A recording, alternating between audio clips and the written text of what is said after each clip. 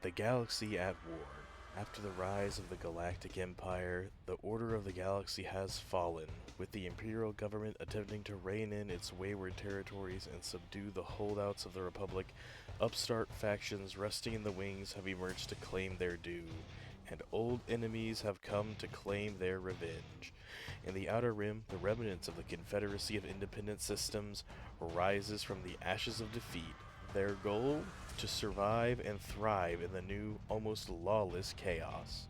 Senator Toonbuck Tora leads the northward cell in Operation Silent Night, smashing through the defenses of Jabeam, while in the south, Commander Gizor Delso leads the droids to victory in the battles of Polis Massa and Solus Van. What will the tides of war bring next in this tale of fire and conquest? Hello everybody, and welcome back to Star Wars Empire at War with the remake mod and the Clone Wars Factions Holdout Redux mod. This is our second episode, and I hope everyone's been enjoying it. So last time we took Jabeam, as you probably heard in the opening. This is the beginning of Operation Silent Night, where we are going to capture these planets, and then we're going to eventually end up in the Calamari sector, which is a Separatist sector, apparently. Construction complete.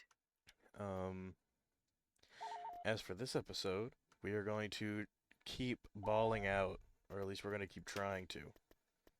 So, got our fleet carrier, we'll build another one. Population cap reach. I need to do some work with that. So, city districts help with population. They increase our population.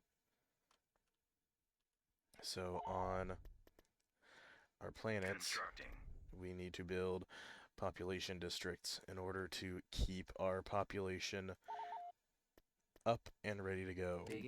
We are going to continue with our plan. We are going to move south and capture Dagobah. I'll see you guys on the battlefield. Here we are on the battlefield. I don't know what the enemy has in store for us, but I do know that our fleet is quite large. So, I'm sure we'll be okay. As I said last time, I have built more of the Requisite class destroyers because they are decent ships, and they've also got these anti-fighter screening cannons. They're going to be very important. Nothing on scanner. We should have more munificence, but like I said, we need to upgrade our population. We've got our commander and our Lucre Hulk, so it's time to select everybody and have them fly towards the enemy base, as is customary. We don't have any reinforcements because this is all the ships in this fleet.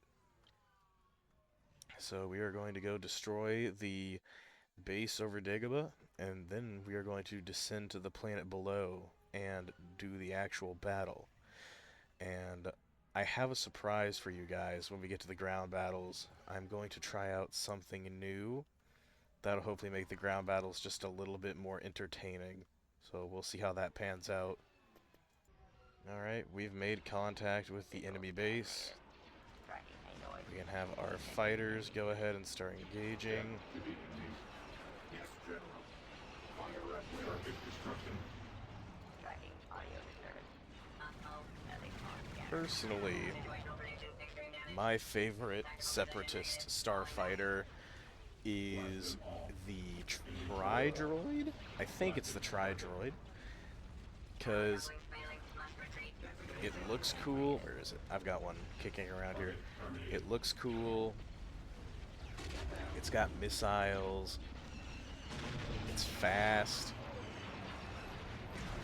And fun fact, most Separatist fighters are actually smaller than you think they are, because you don't actually need that much space inside of a chassis when it's piloted by a droid brain. I also like hyena bombers because they're funny, and they're called hyena bombers because they do, you know, that high-pitched laughing sound.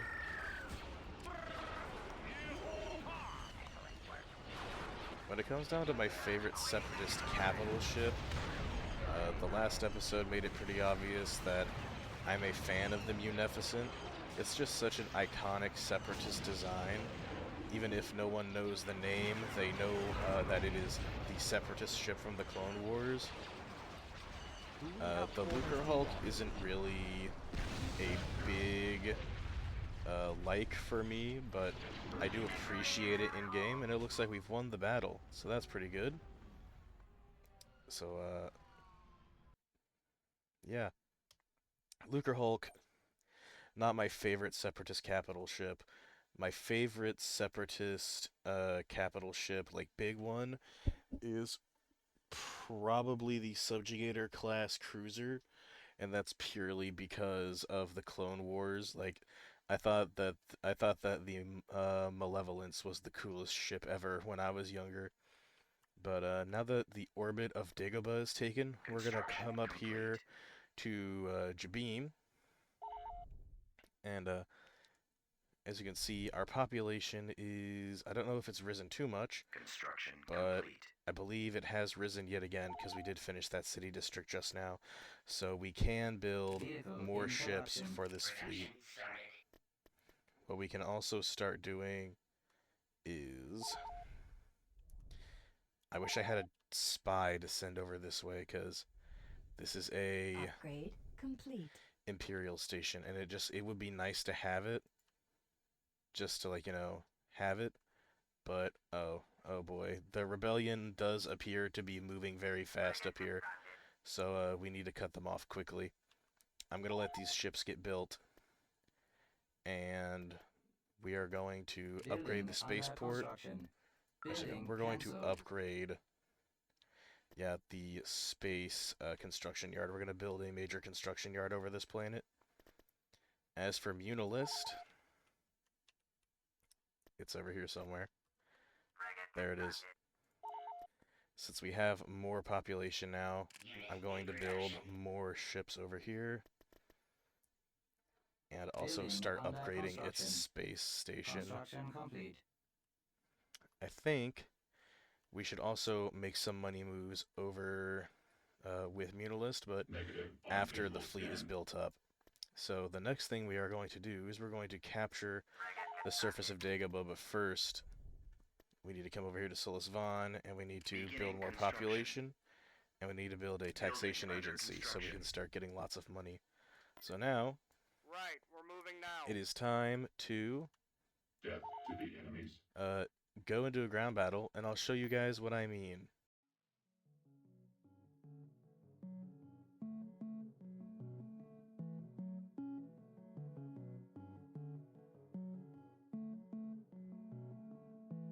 Hello, this is the new thing that I'm trying. Welcome to the War Room. This is where I'm going to be discussing what happened during the ground battles, and hopefully this will make ground battles less tedious and slightly more entertaining, perhaps. As you can see, I've chosen to give myself a little avatar while we're in the war room, just to keep things entertaining.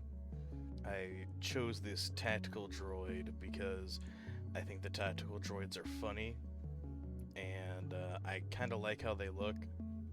The super tactical droids are obviously better, but there aren't a lot of pictures of them in different poses. So I was able to key out these images, and hopefully there'll be enough for the content here. This is going to be a battle report about the annexation of Dagobah. The units involved in this were the 1st Infantry Battalion and the 1st Armored Company, as well as reinforcements that they brought in. These reinforcements are the 2nd Armored Division, which entered partway through the battle. So, let's get into it. The 1st Infantry Division and the 1st Armored Division landed at the southern landing zones and advanced northward. Upon advancing, they were swiftly met by enemy forces at this pass, and were fired upon. They were engaged separately, but the two battles swiftly became one as they formed a front line to return fire more effectively against the enemy. The 1st Infantry attract the bulk of the enemy's attention as they come under heavy fire. This allows the 1st Armored Division to break through their side of resistance and mount a flanking operation in an attempt to relieve stress on the 1st Infantry, which takes heavy casualties during the fighting. With the first wave of enemy forces neutralized, the 1st Armored Division moves to a defensive location overlooking the planetary shield generator, while the 1st Infantry Battalion moves northward to capture the auxiliary landing zone, which would facilitate the arrival of friendly troops. However, as they advance, they encounter entrenched enemy fighting positions as well as straggling enemy troops, which deal more damage to their number. However, due to their heroics, the 1st Infantry Division is able to capture the auxiliary landing site, and the 2nd Armored Battalion is able to come down from orbit. With their duty faithfully done, the 1st Infantry Battalion moves behind the line to take up a rearguard position, allowing the 1st and 2nd Armored Battalions to group up and begin advancing on the enemy fortifications in hopes to destroy the planetary shield generator. This would allow greater use of orbital support and easier use of air support. The planetary shield generator is soon destroyed, allowing the 1st and 2nd Armored Battalions to move up to the opening of the enemy fortifications, where they are engaged by static positions and enemy troops. Maintaining their positions, the 1st and 2nd Armored Battalions watch as friendly air support arrives, destroying enemy troops and positions, allowing them to advance into the base, whereby an orbital bombardment severely damages enemy fortifications further, allowing the 1st and 2nd Armored Battalions to finally destroy the enemy base fully and finish off remaining threats, winning the battle for the Separatist Alliance.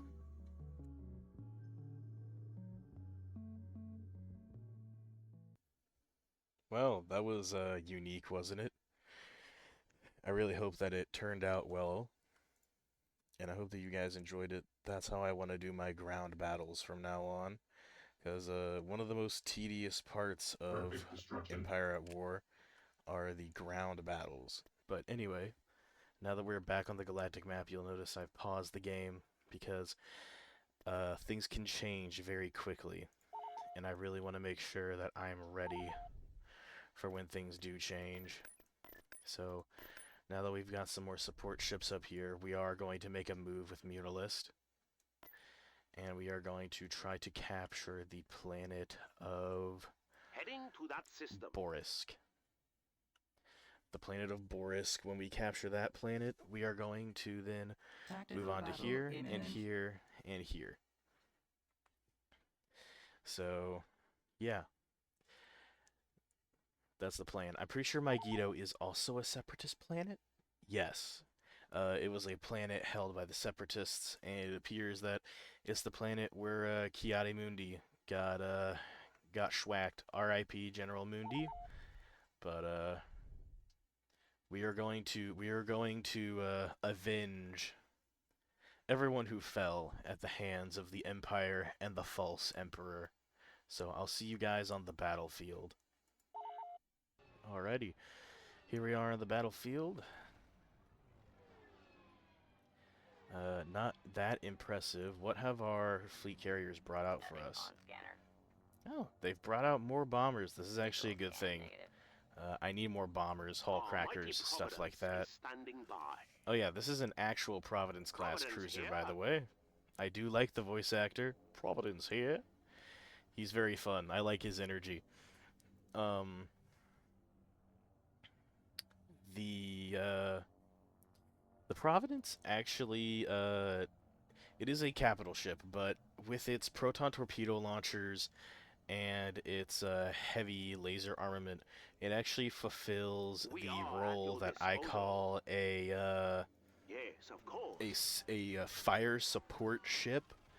So, in my mind, there are 4 classes of ships that really matter, and in Empire at War especially. You have the brawlers, you have the artillery ships, you have the screeners, and you have fire support ships.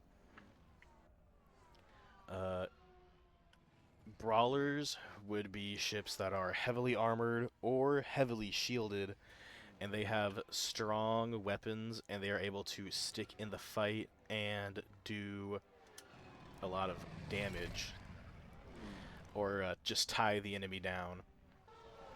The screener category of ship are ships that have anti-fighter weaponry and are able to screen the fleet against fighter operations and keep enemy strike craft from really messing up your day. Fire support ships are kind of like artillery ships, and the fact that they are armed with weapons that deal a decent amount of damage, but they are closer to the front than artillery ships. Their role is to help the brawlers by taking out key points on enemy ships, like specific points like shield generators, engines, hangar bays, stuff like that. And artillery ships are made to be in the back line, firing long-range weaponry that does a lot of damage to soften up enemy forces, either before they hit the front line or just as the battle is about to begin, like properly. An example uh, of this is Sabaoth Destroyer. We're eventually going to unlock it. It does a lot of damage. I would categorize it as a artillery ship because it is pretty good, but it doesn't have a lot of hard points, so it can be taken down kind of easily if you know what you're doing. You just have massed fire, so it is an artillery ship. And the Providence with its proton torpedo launchers. Oh, those are swarm proton torpedo launchers. But with its launchers and its decent weapons, it's actually a fire support ship. The Munificent is actually another example of a fire support ship, because when you have like 2 or 3 of these things firing on a ship with no shields, it can actually do a decent amount of damage. So it can also take down hard points pretty easily, even when the enemy ship has shields, which is pretty good. So that's one thing about it. And artillery ships, I should take this moment to mention, artillery ships do not need to have big, enormous guns. Artillery ships can be carriers just as much as they can be big, giant gunships, because when you think about it, the artillery is delivering ordnance without having to be directly viewing your enemy. And that's what carriers do. They deliver ordnance without being in the direct line of sight of the enemy. And that's a carrier's job. So a carrier is an artillery ship, and we've lost a Munificent, or that was an enemy Munificent, but I think that was one of ours. So that is my view on it. That is my opinion. But I guess I would categorize these CR-9979 light carriers as artillery ships, even though they do not seem to do the part. And I would classify the Providence class as a fire support ship. It also has a hangar, so it could also be a hybrid artillery ship, but the point of its strike craft are more so to deal with enemy strike craft, and I think it has a squadron of bombers, so it probably also has something to do with, just making sure that A, space is clear, and B, also attacking enemy hard points. Speaking of bombers, as I'm sure everyone with at least half a tactical mind is aware, bombers are very important because they can target specific hard points on enemy ships. I mean, you can do that with every ship, but they're the most effective because they fire proton torpedoes, and proton torpedoes do a lot of damage. So here's an example of what I'm talking about. You can see there are bombers here, but it's just one squadron. But the Munificents are actually doing really good damage. They destroy the enemy shield generator, they're chopping up the concussion missile launchers, and we're going to have the Providence come in here and target the hangar, although the hangar is, coming under fire. And you can see what I was talking about in the first episode. The Munificents are flying miniguns. They chop up enemy positions very efficiently, so now, thanks to our nice flotilla, we've captured the orbit of Borosk. And yeah, that is what we've done. We're building another carrier right here, but we can only build infantry platoons on this planet, which sucks, but we can build a governor's palace, which would give us a lot of money. So yeah,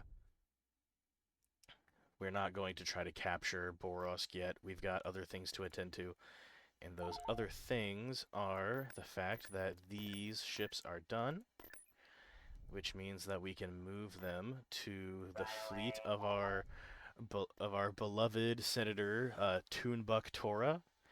I had no idea who this character was before I played this mod.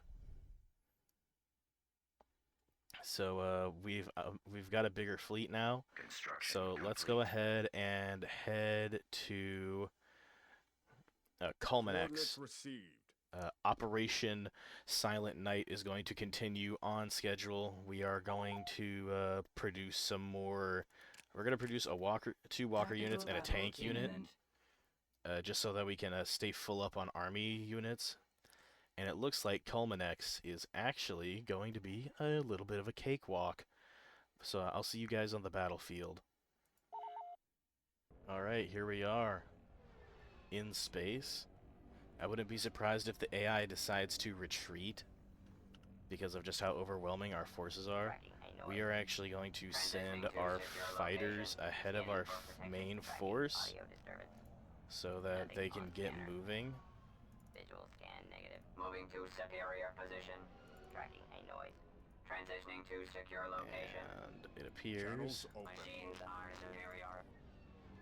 Oh, here's our fleet commander, who provides boosts. What are your boosts, fleet commander? Increases combat performance of corvettes and frigates, boosting their shield strength by 10% and movement speed by 10%. So that's pretty good. Speaking of frigates, we're going to select all our Munificents, and we're going to have them head towards the enemy. Fantail reporting. And our Fantail destroyer. The Fantail class frigate, it's a Fantail class frigate, its arm is a... It's a very nice ship. It's made to destroy enemy shielding. That's why it has this boost ion cannons ability. So it's actually very nice. And as you can see, we've got our fleet carriers here.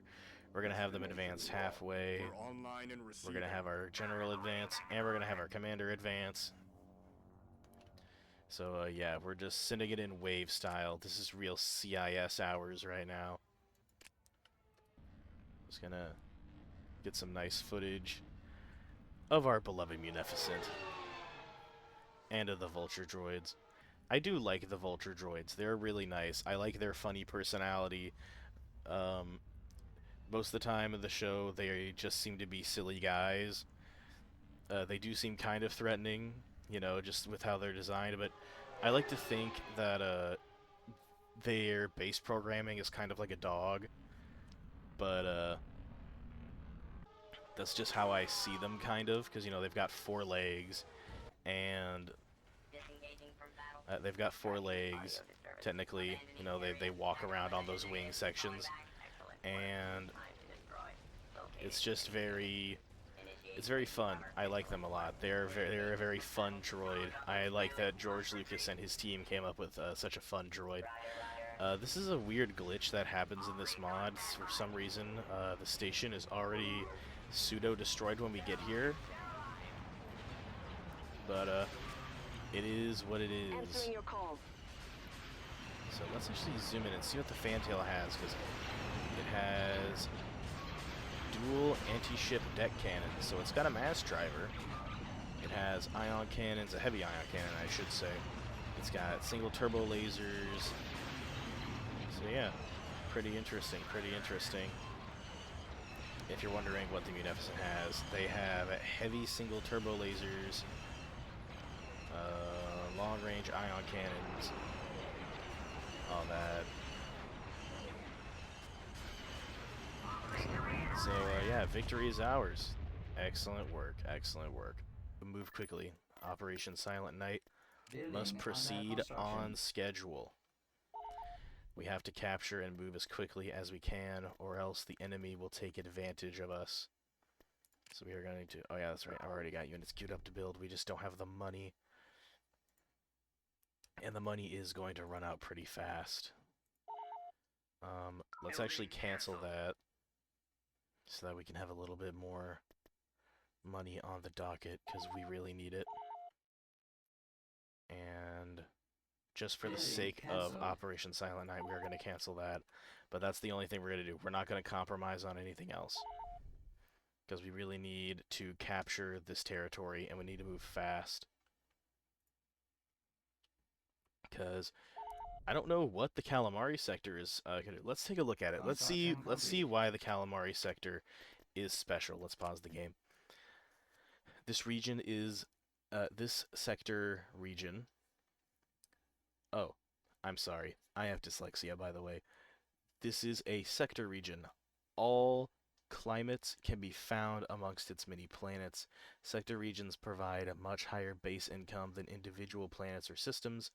Dak and Moncala shipyards, Pamant and Pamant shipyards, Mintuine and Freedak shipyards.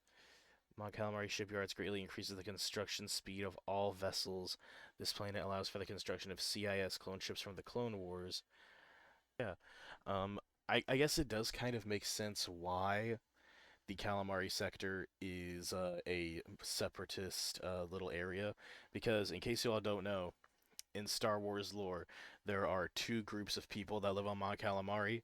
There are the Mon Calamari themselves, and then there are the Quarren. The Quarren are squid people. The Mon Calamari are fish people, and they both live on the same planet. However, the Republic favored the Mon Calamari more, and the Mon Calamari ruled the planet, and they were just kind of like the overarching political force on the planet, and the Quarren didn't really like that, so in the end they ended up siding with the Confederacy of Independent Systems and actually built a lot of the Confederacy's ships. One of the ships that the Quarren built are the Recusant class destroyers. That was built by the Freedak Volunteer Shipyards. That is the primary ship manufacturing agency. I guess agency is the right word for the Confederacy.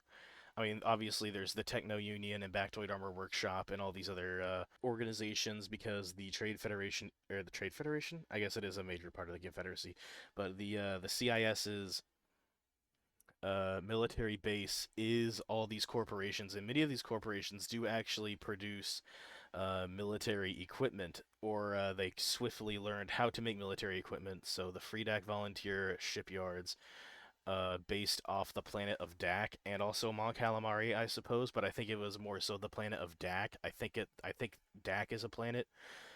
Produced the Recusant class destroyer. That's one of the ships they produced. Another one of the ships that the Freedak Volunteer Engineering Corps produced is actually the Providence class cruiser. The Providence class carrier or destroyer or cruiser. There's also a Providence dreadnought, but I haven't seen the ability to make that yet. Maybe it's built somewhere important, but the Providence class was actually built by the Freedak as well. That's why it looks the way it looks, because of their design philosophy. Some people also theorize that because the Providence was created by an aquatic species and the Mon Calamari ships were made by an aquatic species that both of these ships can go underwater. Imagine you are some separatist squid man, and you're on your last legs, your unit is pinned down, and then all of a sudden you hear an enormous horn underneath the ocean, and you look, and peering out of the darkness like a leviathan from ancient legend is the elongated prow of the Providence class dreadnought as it deploys aqua droids and begins firing underwater. It is honestly a terrifying image if you're both ally and enemy, purely because of, you know, the connotations of something that big being underwater. A lot of people have thalassophobia in real life. I can't help but imagine how bad the thalassophobia would be if there was the possibility of looking to the right and seeing an enormous spacefaring warship staring you down like some kind of enormous eldritch monstrosity. We're going to capture the orbit of Utapau, or at least we are going to attempt to. So, while those guys are moving, we are going to move. Alright, we didn't get the chance to. As you can see, Utapau is going to be quite the journey. There is one Lucre Hulk here. I don't know if it is a battleship or if it's a carrier, but it is going to whoop our behind. Here we are on the battlefield. You can actually see the donut on the battlefield. Fighter squadrons at your command. Yeah, it is a big ship. The Lucre Hulk. Since I appear to be talking about lore right now, dropping lore on the Lucre Hulk. The Lucre Hulk was not originally a warship. It was actually like an enormous trade ship. That's why it has so much cargo space, because it was made by the Trade Federation. But the Trade Federation were cheeky, and it was made into Republic law that corporations couldn't own like large ships for military or corporate matters. One of the ways that corporations got around this was by building their big transport ships and then just festooning them with a number of weapons. Now, of course, Supreme Chancellor, these weapons are not for offensive use. They're for defensive use. Honestly, we here, the upstanding members of the Trade Federation, would never dream of going against the respectable and always equally enforced laws of the Galactic Republic. Have a good day, Chancellor. That's essentially the mindset. So just remember, in any setting, you never trust a corpo.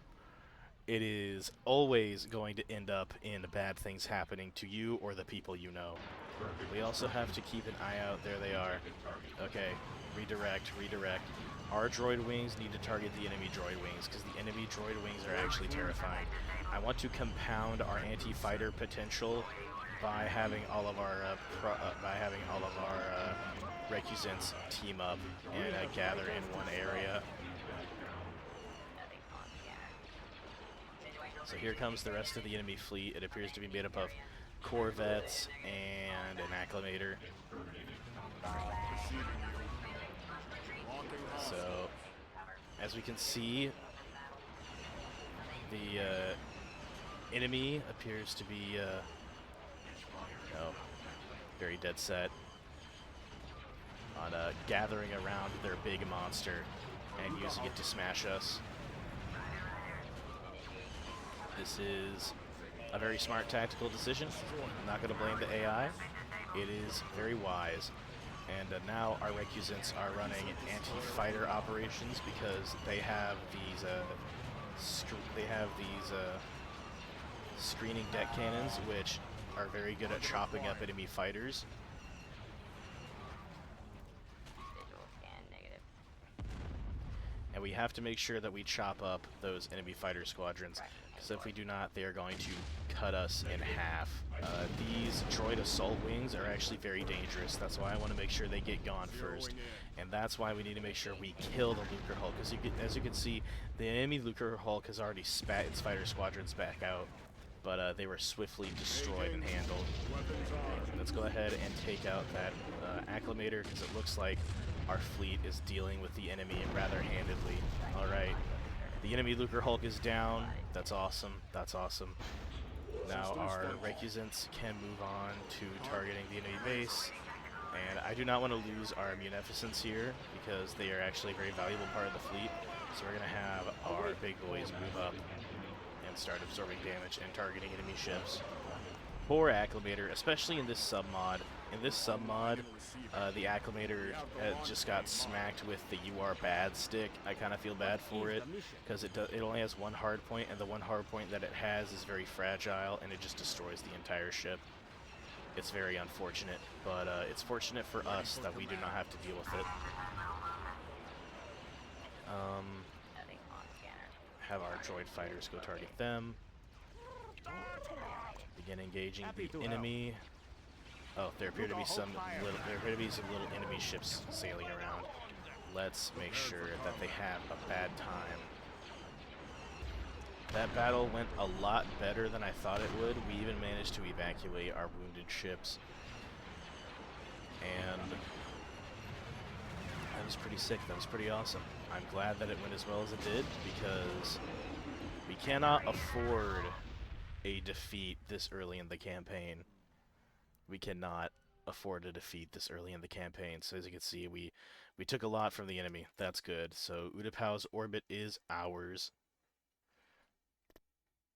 So with Utapau's orbit ours, we can now move on to the Battle of Cumulix,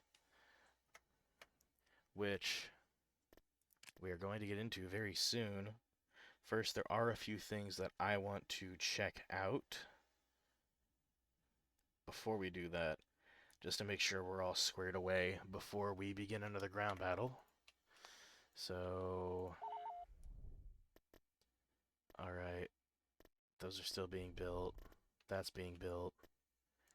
How is it going over here? These are alright, so we're gonna move these guys into orbit over this planet. We're getting there. And now, we move these guys out. Let's look at Mustafar. We can build Omni Support Vessel. The Omni Support Vessel actually gives some pretty good bonuses. We should build one of those in the future. But one thing we should also build is more money buildings. So yeah. Alright. I think we're ready for the Battle of Cumulix. So, I'll see you guys in the war room.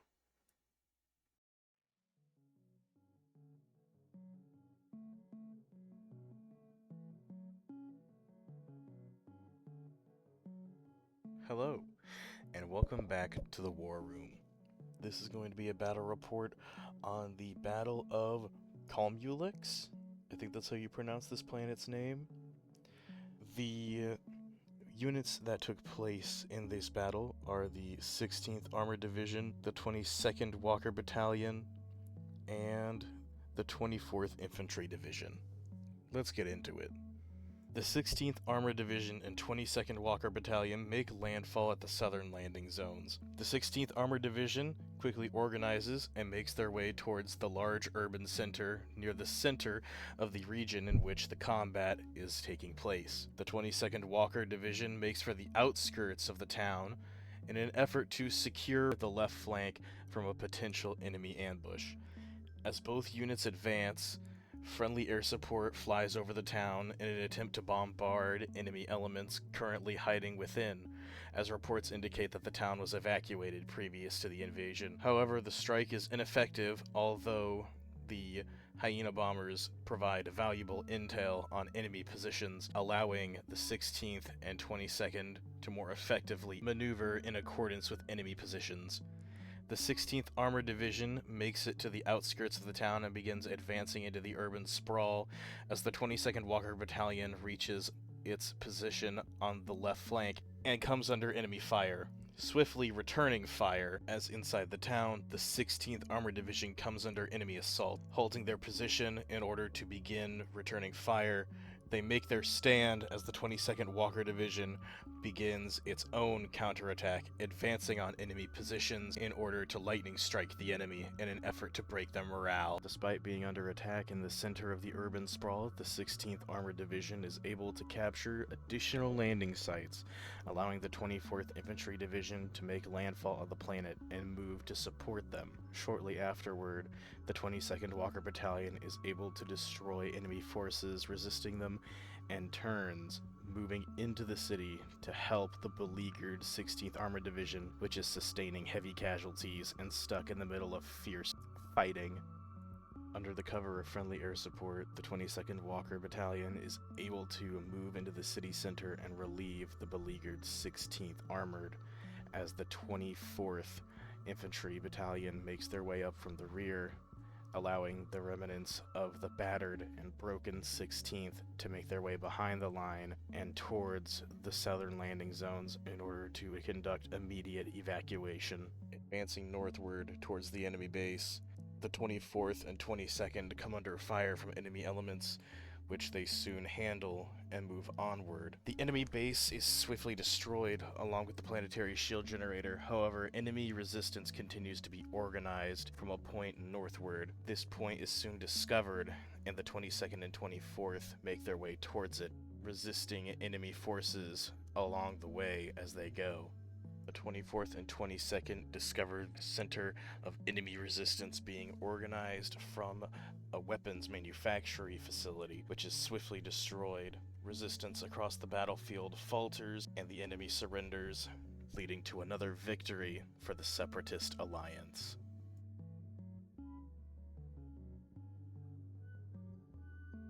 Alright, that battle took us a little bit to get through, and it was quite costly. That was unfortunate. I am glad that we didn't lose any units, though. It was very fortunate of us. I'm going to pause the game really quick.